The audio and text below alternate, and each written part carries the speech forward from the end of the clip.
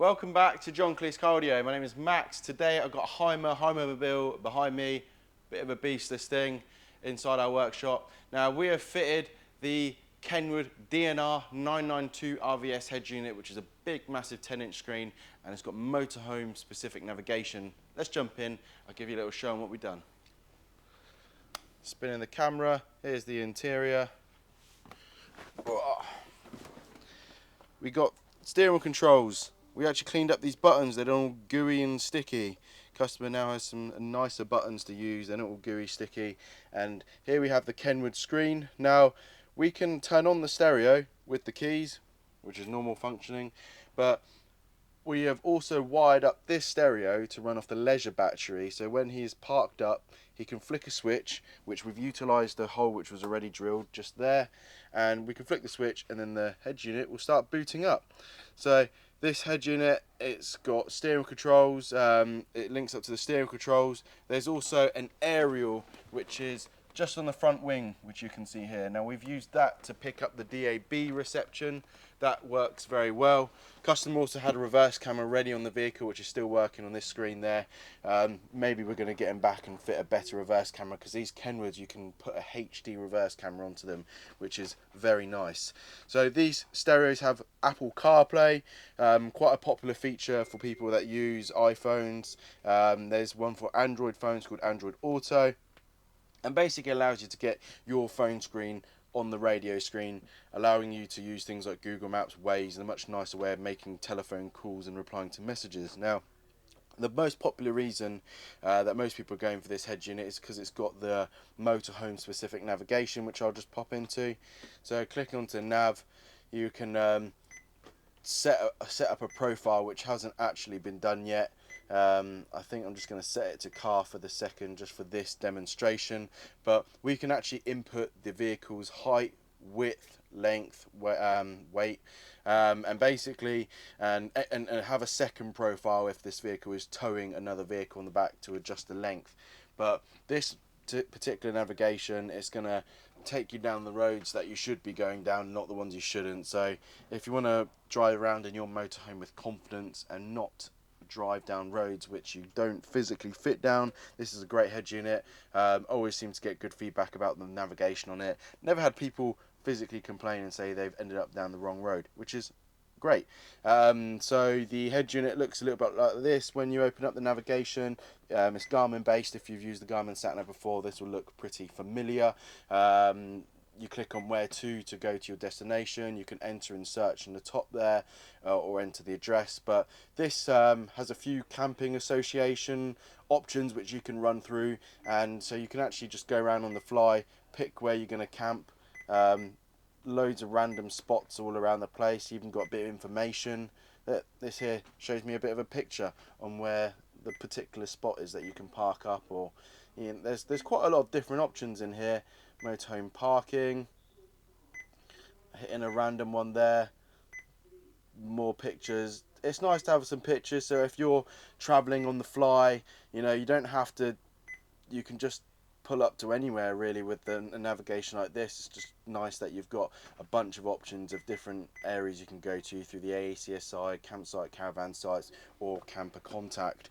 But this tends to be the head unit to go for if you have one of these motorhomes, whether it be like the Ducato base, Peugeot Boxer base, or something like this Mercedes based Hymer vehicle. Now, as I mentioned before, the stereo has DAB as well. We've used the DAB splitter to pick up the DAB reception, which is working great on that aerial on the front wing. And the DAB looks a little bit like this. You have your presets that go down the side, and you can search by hitting this magnifying glass at the top there, and then you've got all your DAB presets. And you can save them. Say you want a bit of history, we can slide that over here, and we can save it on number 7 by just holding it down.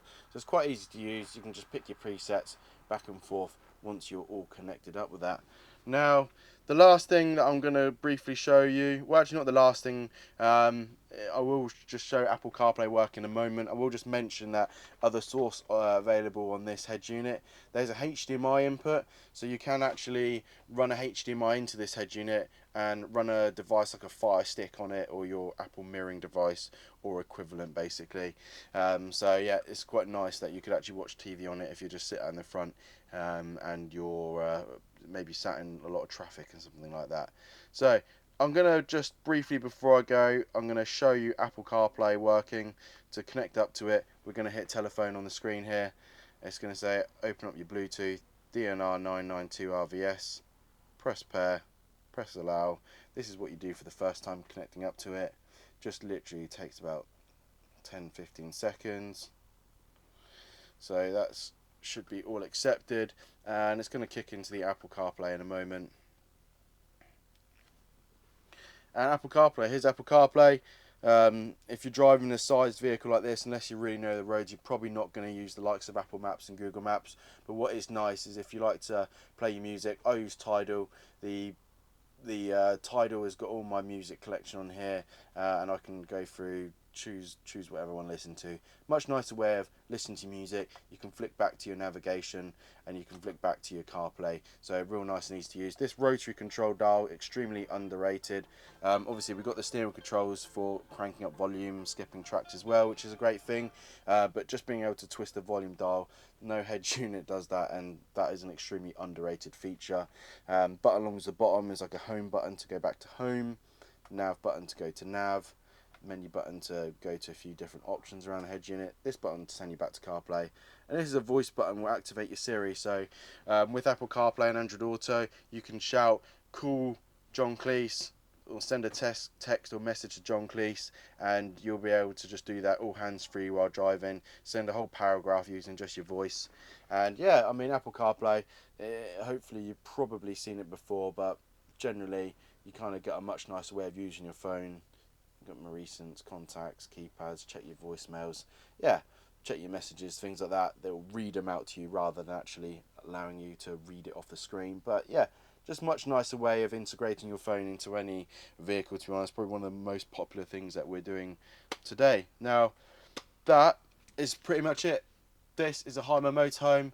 If you've got a motorhome that you want a stereo upgrade inside, bring it up to date with better navigation, Apple CarPlay, Android Auto, HDMI. Even if you want better speakers, we can cater for things like that. This has already got speakers fitted. Things like reverse cameras, we can actually put a real nice HD reverse camera onto these screens, or we have other options of reverse cameras. So please get in contact with us and we can create a system for you. Thanks for watching. Remember to like and subscribe, and we'll see you in the next video. Take care and goodbye.